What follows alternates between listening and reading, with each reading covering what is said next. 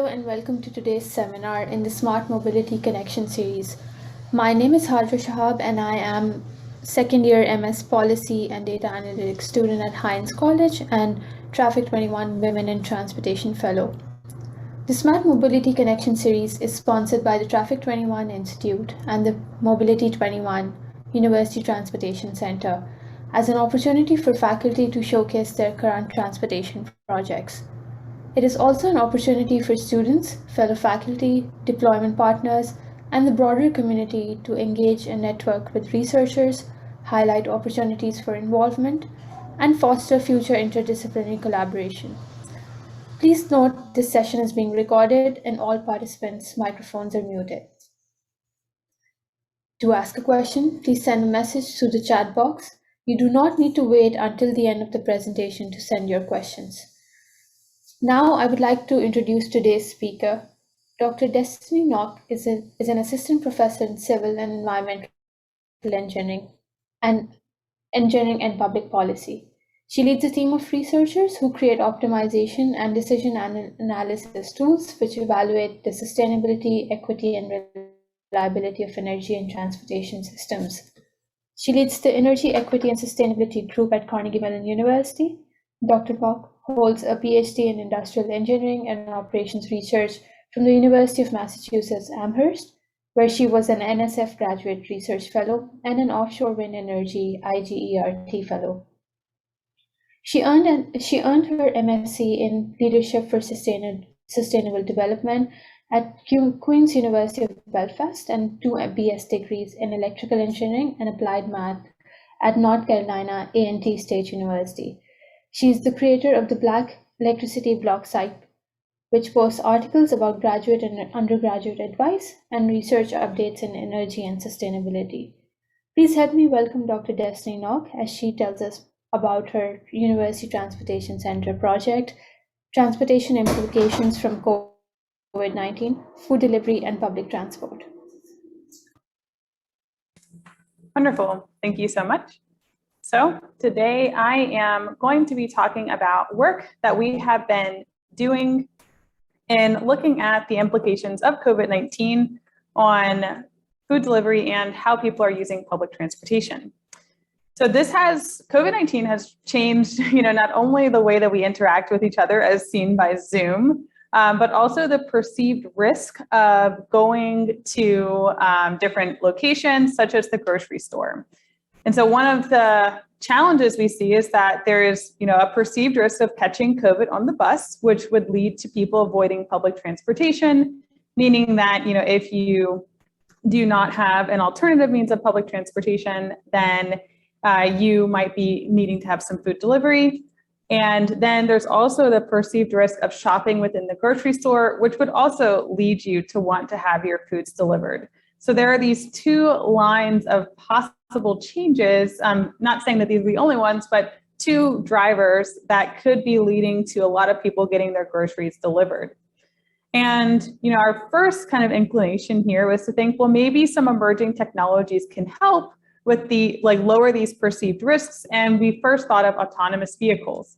So the first way is that, having AVs can reduce the risk of catching COVID on public transportation because now you're having an isolated form of the movement of people. And the second is that maybe autonomous food delivery could also lower this perceived risk, not only of having to get on the public transportation, but also going into the store. But then there are questions about how this type of delivery might impact the transportation system as a whole. And we're thinking about maybe congestion, different use of modes as we're moving around groceries across a metropolitan area. So the first part of this talk is going to be looking at that first research question, which are what exactly are those trade-offs between the risk of catching COVID on the bus, reducing that risk, and the cost of that risk reduction on public transit. COVID-19, again, has affected the perceived safety. I don't know about you guys in the audience, but I definitely thought twice about, being in a confined space with multiple people if I didn't have to be.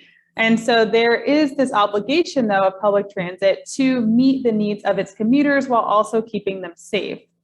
And our main research question, again, is what is the COVID risk of crowding on the bus, and what policy alternatives can be used to alleviate and reduce this risk? Our approach here is to estimate the bus demand during COVID. We then model 4 different policy alternatives for reducing the risk of catching COVID that the Port Authority may have implemented. And we use a Monte Carlo simulation to assess and model that COVID risk and the likelihood of different infection rates under the different policy scenarios that we consider. And lastly, we're going to evaluate the social and operational costs of each of these alternatives. So this graph here is showing you bus ridership in 2020. So that's, right as the pandemic was hitting. And on the x-axis, we have the different dates. On the y-axis, we have the total amount of bus passengers. The red line represents passengers during the weekdays. The gray dotted line represents Saturday, and the blue dotted line represents Sunday. So what we see is an 80% drop in ridership from January to April. And that is really one of the things that's driving this research of, that we saw this big drop. Also, we saw that the Port Authority lowered the amount of people that were able to get on the bus, lowered the bus capacity limits. And so now, with all these different mitigation measures, how is that going to affect the possible spread of COVID? Another thing that we noticed is that the peak hours did shift in bus ridership because we had a large drop off, and we also had a lot of people working from home. So here in the graph, what you're seeing is the hours of day now on the x-axis, and on the y-axis, it's still the number of passengers. The blue dotted line represents January to February ridership in 2020, whereas the red line at the bottom represents April to May of 2020. And so we see this huge decrease in our 2 peaks. And it actually looks like the peaks have shifted to be more concentrated at that 3 p.m. timeframe. Some attempts to reduce the risk of COVID spread on the bus have included physical barriers like mask requirements. And there is some assumption there about, are people wearing masks properly, right? Are their noses and their mouths covered? Is it a proper cloth mask? And, that is a challenge to regulate. And then there's also another driver of attempts to reduce risk is capacity limits to promote physical distancing. And so then, here in this picture, you're seeing everybody super close together, but on the Port Authority, they have been limiting that capacity, especially during the height of COVID, to allow people to not necessarily have to sit together and social distance within the confines of the bus.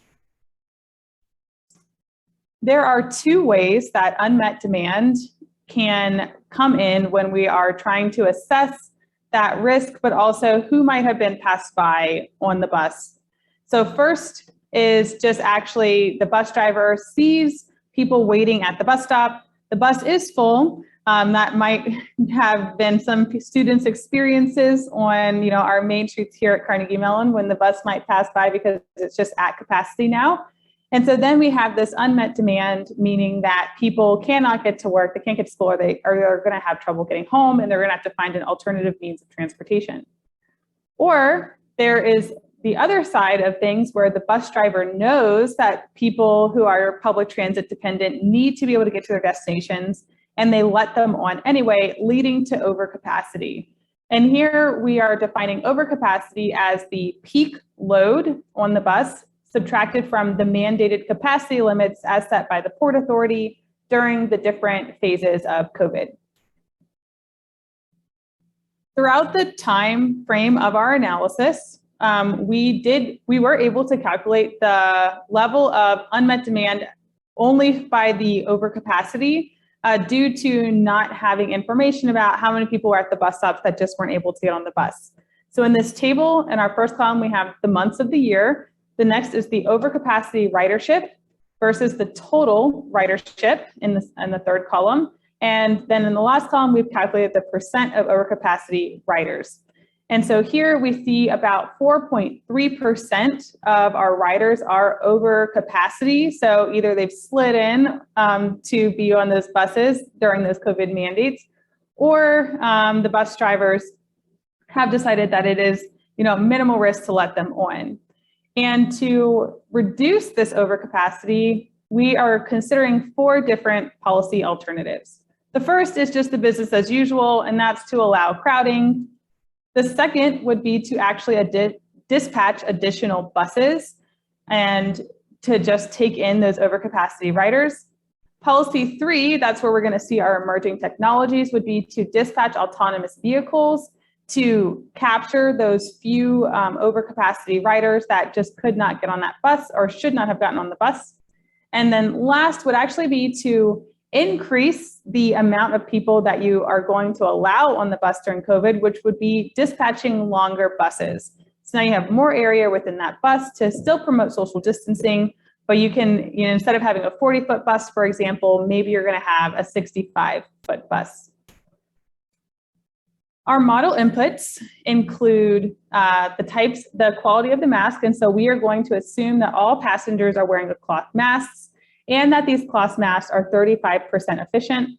We assume that 90% of passengers are sitting quietly while 10% of passengers are sitting and speaking to maybe somebody they got on the bus with. Then the percent of contagious passengers, we assume that is going to be representative of the percent sick within Allegheny County on that given day. And lastly, our last assumption, or key assumption here, is that sick residents are contagious for a total of 20 days. Our percent of sick residents is, in blue, is going to be a function of the total new cases in the past 20 days divided by the total county population within Allegheny County. And because there are so many uncertain variables in this analysis, we use a Monte Carlo analysis to assess the degree of uncertainty in the amount of sick passengers on the bus, as well as the spread.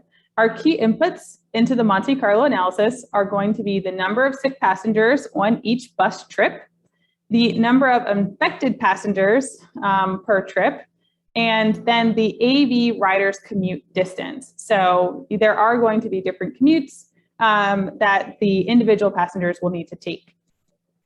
Then in our simulation runs, we use 1,000 runs per each of the 76,000 bus trips for each of the 4 policy alternatives for each trip. And then we rerun this for 11 different scenarios. So we include lower and upper bounds for the cost of autonomous vehicles, the number of COVID cases, the bus demand, the social cost of carbon, as well as the value of a statistical life. Here is an example of our Monte Carlo output. On the x-axis, we have the number of infections that will occur when you allow for crowding, and on the y-axis is the number of simulations. And so here is the base case, or the business as usual, and we see that a big thing here is another key thing is that the time frame of this uncertainty assessment is from April to September of 2020. So we see that we would have 250,000 total overcapacity riders, but that would lead to an average of 121 mean infections on crowded buses. If we look at dispatching AVs, we see that this shifts downward. And from April to September, we estimate that we would have a mean of 71 infections if we had used autonomous vehicles to help supplement bus overcapacity of the buses, and that would have led to a 41% reduction in the total number of cases that we would have simulated. We have done this for all 4 of our policy scenarios. So here I am showing you on the top is the allowing crowding. Oh, whoops, something happened here. Allowing crowding, which we see it's a 94% chance of the number of infections being above 100. Then for the infections with extra buses, it actually is going to decrease, and there's only a 20% chance that we are seeing it above 100. And with dispatching extra buses and with autonomous vehicles, Both of these see a really large reduction in the possible risk of spreading COVID on the bus. Our mean infections for each of these scenarios, just to make sure this hits home, is for allowing crowding, we see a mean of 238 infections between April to September of 2020. For scenario 2, dispatching additional buses, we see on average 140 infections on those main buses, and then within the additional buses that we dispatch, about 29 infections. For dispatching autonomous vehicles, again, on those main buses, we see 140 infections, but reduce that risk of those autonomous vehicles to 0 because, again, it's isolated transportation. And then the other policy scenario that we mentioned was dispatching longer buses to allow for more social distancing. And here we would, our models suggest that we may see 163 infections. So all 3 of these policy alternatives do represent a decrease in the possible infections from that allowing crowding scenario, with the greatest reduction seen in the dispatching additional buses as well as the dispatching autonomous vehicles per overcapacity rider. Just to make sure that this is in context, so in this circular diagram, we are showing you the total amount of COVID cases within Allegheny County for spring 2020. We see in the largest bubble circle, Allegheny County had about 10,804 cases. In all bus trips, we would expect to have seen about 451 cases. And from those overcapacity trips, about 238 cases. So although the overcapacity trips are small, it still represents 52% of the cases within the bus system, which we think is very important for mitigating COVID risk. Now, we do know that the number of infections actually rose in Allegheny County following spring 2022. So here we normalized our estimates to the winter levels to capture that additional peak that we saw as we moved towards December and once schools had reopened.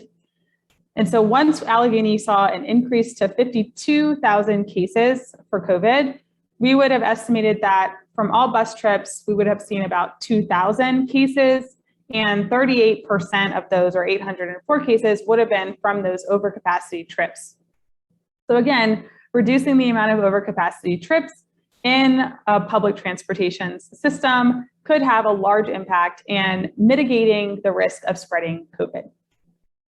But there is a cost to doing this that the Port Authority is going to need to consider. So here is our cost breakdown for the different policy options. And on the y-axis, we have the cost in millions. On the x-axis, we have the different policy alternatives. The blue represents operational costs. Those would be borne by the Port Authority. The cost of COVID-related deaths, that would be like the value of a statistical life is where that's going to come in. That's the orange. Then congestion and pollutants is the yellow, and the social cost of carbon is going to be the green. And one of our key things here is that AVs and longer buses had similar overall costs and infections. And so both of these would be good options, but of course, longer buses are already in Port Authority's fleet. So this might be the more feasible scenario. And but this does have the highest operational costs in terms of dispatching the extra buses. And then it is key to note that social costs and operational costs are not distributed evenly by stakeholders. And so that is something that we will have to keep in mind as we are, trying to help inform which of these policy alternatives may be the most feasible, but also the most desirable by county residents. Another consideration is that these crowded stops are not going to be distributed evenly across Allegheny County. So here we are looking at a map of ethnic minorities across the county. On the map, the dark purple represents a higher percent of minority residents in that area. And the dots, which are the bus, that's the bus load at each of the bus stops. The darker the red, the higher the load or capacity of people on that bus at that stop. And so in the table, we see that the average passenger count in the lowest minority areas is about 0.87. But then if you go to the highest minority areas, it actually ends up being closer to 6. And so this is going to need to also be considered as we think about these equity implications of different policy mitigation measures. We want to make sure that we are distributing those equally, but also alleviating risk in the vulnerable communities. So I started this talk by talking about trade-offs between costs and infections and the uncertainty of that perceived risk of COVID. And so one of the things that we do need to consider is that in April to September, schools were out, there wasn't as much of a demand, but now that things have started opening back up, the demand could increase for that public transit. So and this graph is showing you the infections on the x-axis and the cost in millions of dollars on the y-axis for the different policy alternatives. The black filled in circle represents that baseline demand, so our base case assumption, and the open circle with an X in it represents our demand upper bound that we would assume, which we base on 2019 or pre-COVID levels. And we see that while dispatching longer buses had a similar cost and infection rate under our base case assumptions, we see that it has a wide range of uncertainty in both the cost and the infection amounts. Whereas with AUVs, because again, it's isolated transportation, this has the lowest increased infection risk. And so that is also something to consider as we are moving forward with reopening a lot of the county.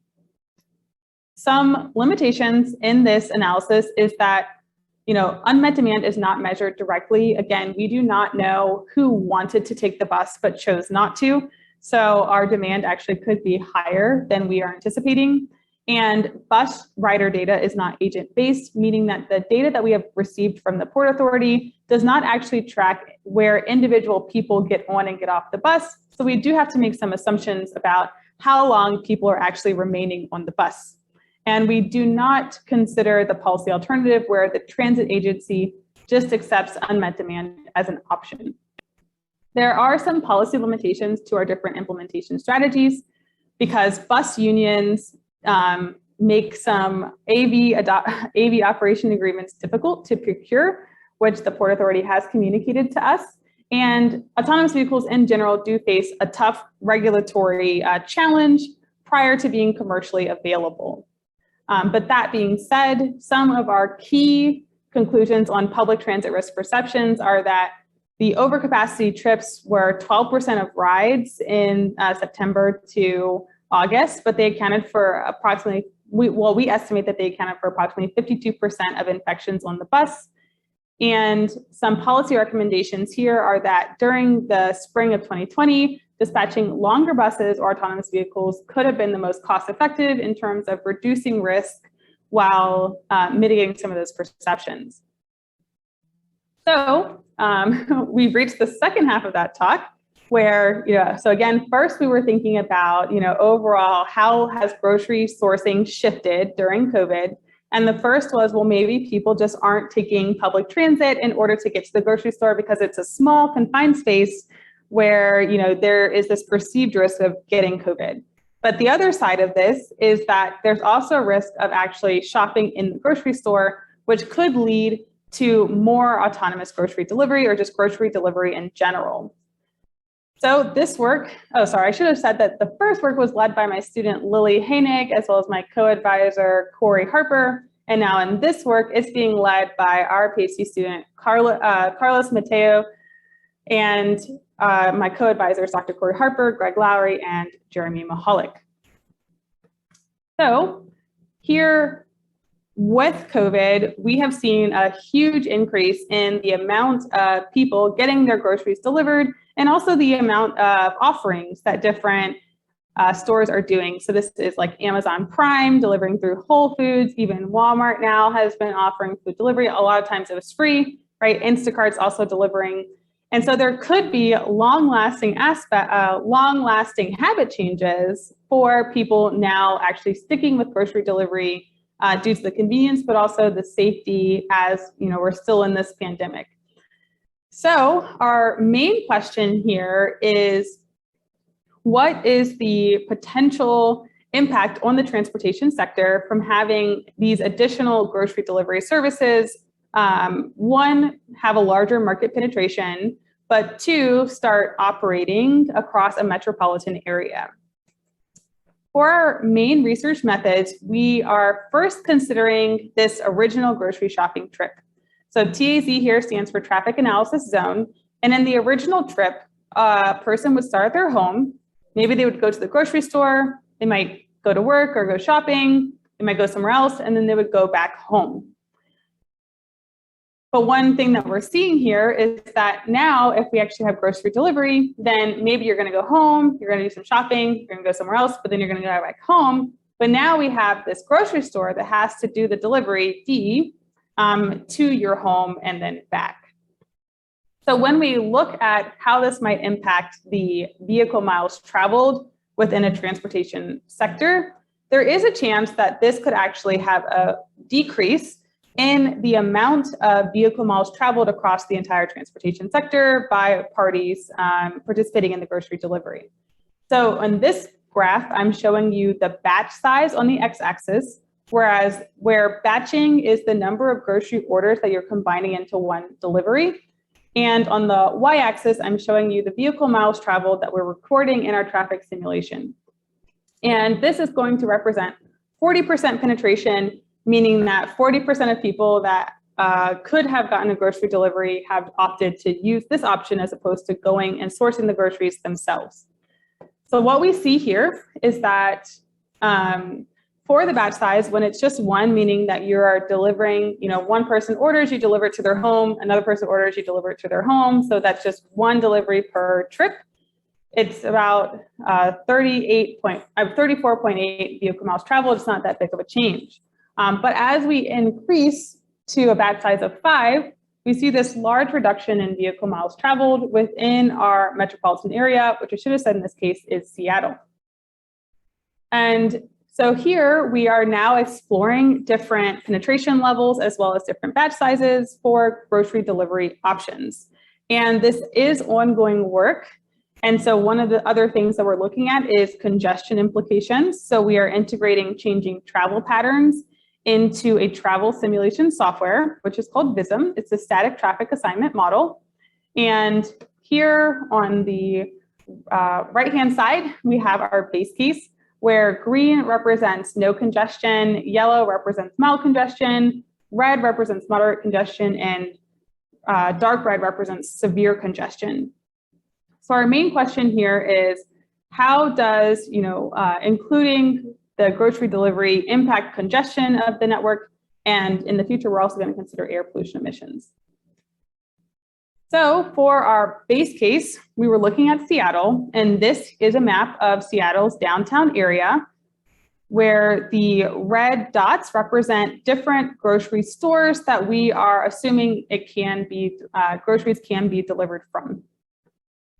And when we include our worst case scenario, so our first level of uncertainty analysis on the congestion, where the worst case represents a market penetration of 100%, but we also assume that everybody is both going to the grocery store and getting their deliveries in a batch size of 1, we are seeing some congestion levels within the Seattle area, especially as we're getting closer to these grocery stores, looking at these city side streets.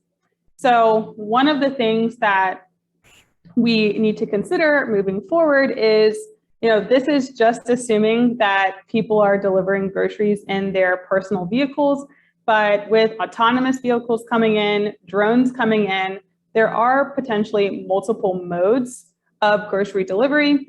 And so our next steps include refining this congestion analysis and expanding it to look at the entire Seattle metropolitan area, and considering multiple scenarios for delivery patterns. And lastly, of course, integrating that emerging technology, those autonomous vehicles, to understand how autonomous food delivery and multiple delivery modes may impact the larger transportation sector as a whole. So some overall conclusions from this work are that autonomous vehicles as an emerging technology can potentially alleviate crowding on public transit, and they could help with grocery delivery. I presented to you two analyses that we have been doing in my group with my collaborators about what is the perceived risk of catching COVID on public transportation, and what are different policy alternatives to reduce that risk, as well as thinking about how COVID has led to some potentially long-term behavioral changes in the way that we are sourcing our groceries, and how we are thinking about continuing our investigation of how this long-term behavior change may impact the transportation sector at large.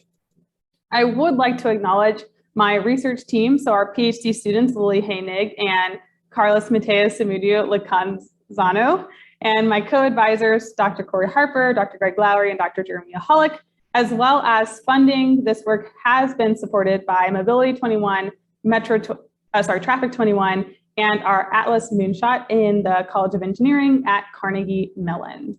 So thank you very much for taking the time to attend this talk and to listen. So I have one question in my chat, and then Jordan, I see that you raised your hand, so I'll get you next. So the question I have received is, what was the driving assumption behind assuming 20 contagious days versus 10, for example?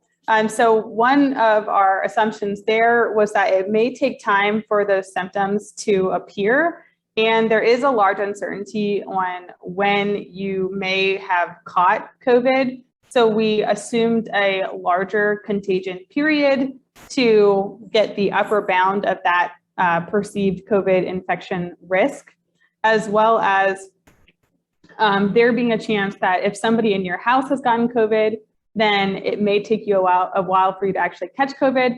We did not want to assume 10 days because of that 2-week quarantine period. So the minimum we wanted to assume was 14 in that case.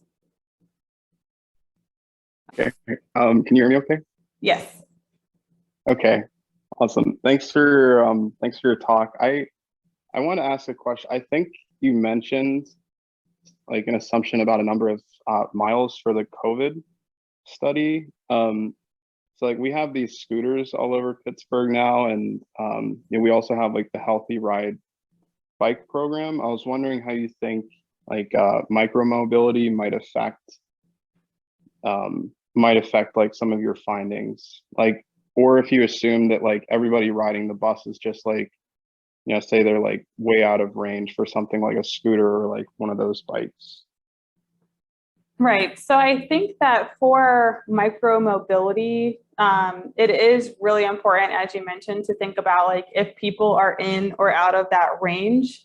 We did not include micromobility. I think that would really come in when we are considering this unmet demand of people being passed by on the bus, because if you are, and the cost of that to society, because let's say that, for example, that you're passed by in an area with a large amount of micromobility, and you are also living closer to your job, then the cost to society of you not getting on the bus might be minimized because you have other mode options.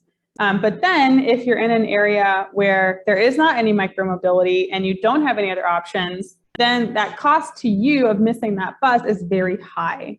So I think that, if in our analysis we could actually understand, well, how many people wanted to take the bus but just couldn't, I think that would be like a place where we could actually integrate more of those social costs of these different, like the policy alternative of just not picking people up. But at this time, I don't think that we have like a way of including that. I mean, we could think about walk score, looking at like walkability of the city. There's also a bike score that you have for different cities that we could include in an analysis to think about like, where is this bus crowded and where might it be overcrowded?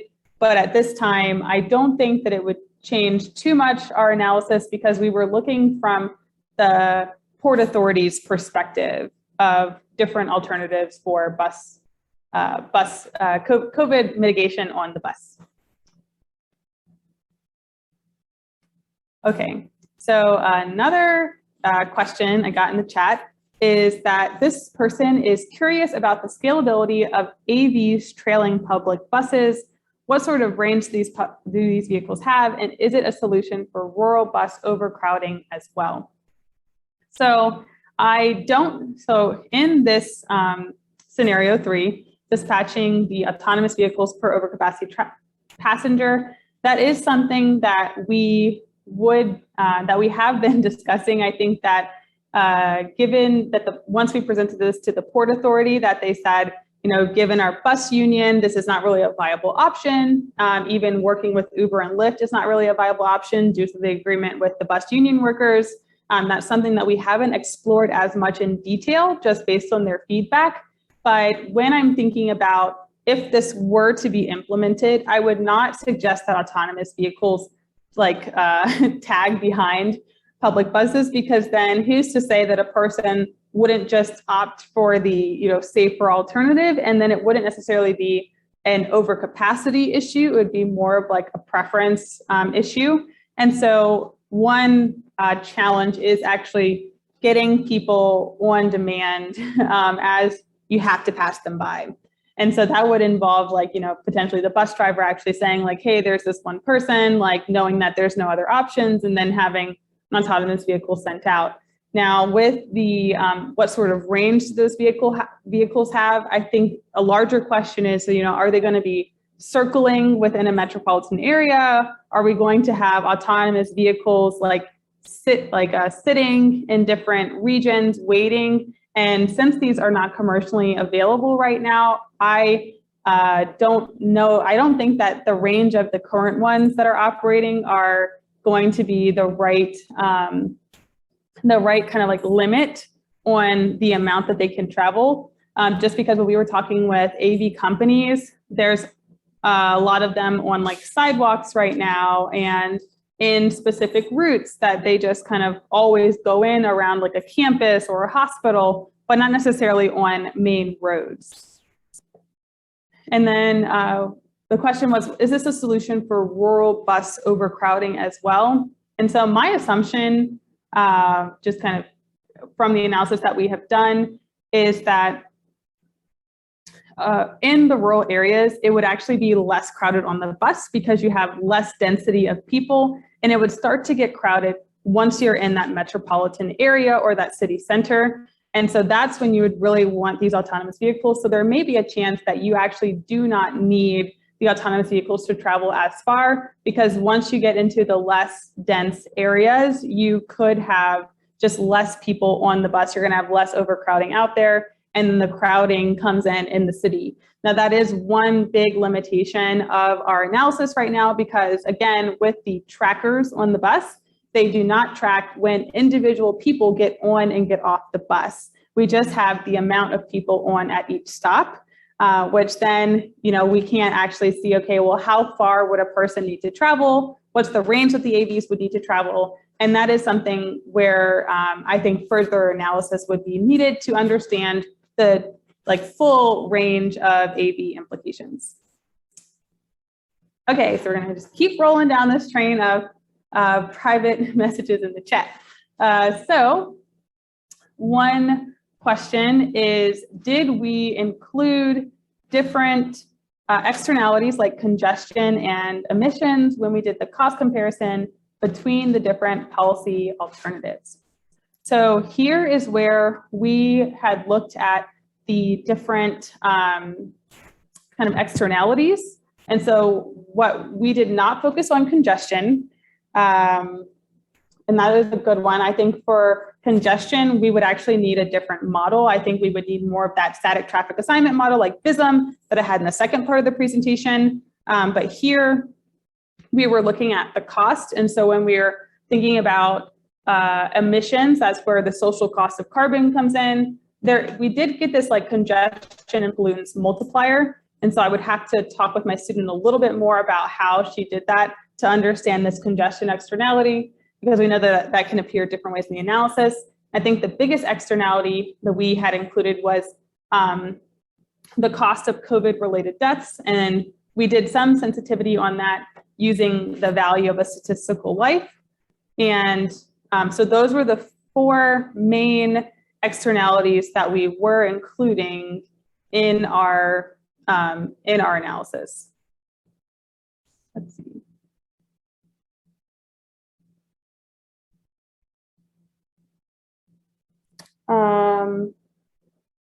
Okay, so another, let's see, another one is this, this person says, I would be curious to hear more about how AVs would be dispatched to pick up riders that have been passed by over the buses, i.e. how that system would work. Thank you.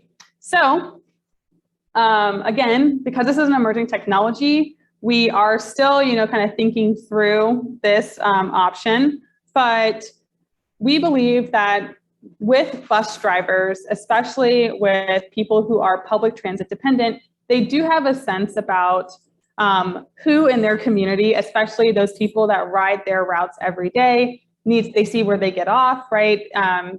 Once you do it over time, you just start to get to know people. I remember my bus driver, he knew me and he knew when I was running, he knew when I was running to that bus.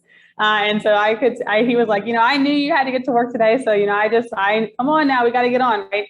And so there are there could be maybe an app that just says hey, one person not on the bus right now. I mean, I know that the airport, if you think about the way that airports, when you go to the airport, you're waiting at that bus stop, you're waiting for somebody to pick you up. I mean, I've had people pass me by because the bus at the airport was full, and then I hear them radio in, hey, I need you to dispatch another bus. Now, that of course is a much smaller system than Allegheny County, but given that, for example, like Uber and Lyft, they have people kind of circling, waiting in different areas because they know that it's that peak demand time, right? There's going to be a lot of, people getting off of work soon. So I think that it could be feasible that at some point we have an app or we have, some sort of communication system where, hey, there's going to be, 3 people I just can't pick up, or this stop is, full enough for another bus, we should dispatch another one. Then I think there's a lot of opportunity to get really creative here, right? Just because the system has been designed this way doesn't mean it has to be this way. And I think that, the airport is just kind of my first thought about how this AV kind of picking up extra people could work in this COVID situation. So another question is a rideshare model a possible complement for the too crowded bus? And I do think that is a big possibility. I mean, I think that would be the stage before we get to the autonomous vehicles, because we know that Uber and Lyft are here right now. Once COVID hit, there was a huge decrease in demand for Uber and Lyft rides, but there could have been a possibility to partner with Uber and Lyft. Now, I know that in Port Authority's case, that's not a possibility because of their bus union contracts, but I mean, that's a policy barrier, not necessarily a technical barrier. And in a place where they maybe didn't have that barrier, there could have been an agreement of okay, we're going to give X amount we're going to supplement this amount by the bus fare, right, to help alleviate some of this overcrowding and congestion. And I do think that, especially with the decentralized nature of Uber and Lyft, I mean, it could have been really helpful in terms of picking people up that have been passed by to relieve some of that crowding. So I think that is a possibility, assuming, again, that there is some rideshare supplement from the public transit company, maybe from the government. Okay, so there is another one of how is it possible, how possible is it to use food delivery as a way to tackle the food desert issue? I think that this is one reason why I got super interested in this project. Food insecurity is close to my heart from my grad school days. And I think that with the food desert issue, there could be a future where it doesn't matter how close you live to the grocery store in order for you to get fresh, healthy food. And to have, modes coming in like drones, autonomous vehicles, like food delivery services like Instacart, I think that it opens up the range of possibilities for people to be able to source fresh foods without being dependent on what is solely in the area that they live. I think this is also going to become a larger concern as gentrification happens and low-income communities are being moved farther and farther out of the city. In addition to that, we have had discussions with Giant Eagle, and they are using these kind of like grocery delivery pods where they would load up a bunch of orders and drop them in a location, like more like a satellite location, kind of just like on the side of the sidewalk or in a park. And then people come in to get their groceries that way. And that has been one option that they are using to do food delivery to more rural areas. And I think that it's, a great option because now instead of having to have a brick and mortar grocery store, now you just need to be able to come and, schedule your grocery delivery at a time that you can come and get it after work. Okay, so then another question is, as a student interested in a career in research, what is something you have learned during your career that I should know? Not a loaded question at all, right? So I think that there are a couple things that come to mind. The first is to, one, look for an advisor that has a style, a mentoring style that you agree with, right? Collaborators and collaborating on research projects are such a big part of the business, and different personalities sometimes just don't click. So I think that understanding, one, what do you want to get out of a career in research? So for example, some of my students who work with me really want in-depth academic rigor, technical knowledge, right? They want to know everything there is to know about one area, and they want to be super technically sound in that area. Now, other students who've come to me want to have a large view of policy and how engineering intersects with social justice and policies and the way that people live. Now, those are two different people. The research that they do might be the same, but the driving force behind the reason of why they're doing the research is totally different. And I think that, having somebody that you can connect with, that is going to make your research journey a lot easier. And like, for example, with my advisor and my PhD, she was okay understanding that, like, if I didn't see a people connection to the work I was doing, I wasn't going to find it meaningful. Now, once I found that people connection, I'm all in, like going down deep, digging into like the literature, right? But if she was trying to inspire me with, oh, well, we can be on the cutting edge of this theory, I'm like, does that theory help people? If not, like, I don't know if I can find like my driving force, right? So having a good advisor is really, really important. A second thing is to be open to outcomes that you never would have expected. So for example, when we were looking at the food transportation question, the first thing that we thought of was like, oh, people are just worried about going into the grocery store.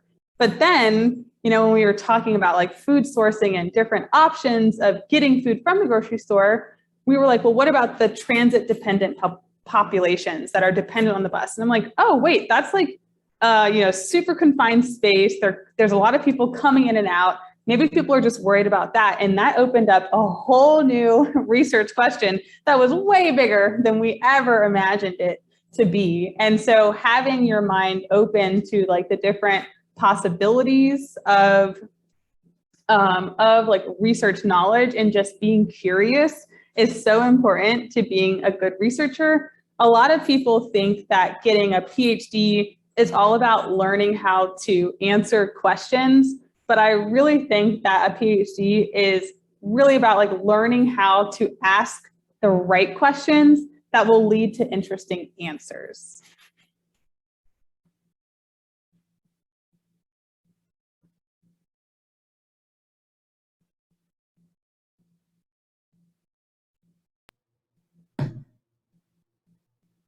Thank you, Destiny, for sharing your work, and to all of today's attendees, thank you for joining us. As I mentioned earlier, today's presentation will be posted on the Mobility 21 What's Happening page of the website, along with a link to the video of the session. This afternoon, you'll be receiving an email asking you to take a short survey about today's SMC. Please take a few minutes to provide your feedback. For students who are interested in engaging in transportation topics, the Transportation Club on campus is a great way to plug into transportation topics with fellow transport nerds. Our next SMC will be on Friday, October 19th, and will feature Keith Redwell and Ekem, who will be presenting their project End-to-End Driving Automation with Deep Reinforcement Learning, Challenges and Promises. Watch for your invitation to join us closer to the date. And again, thanks for attending today, and please feel free to contact us with any questions.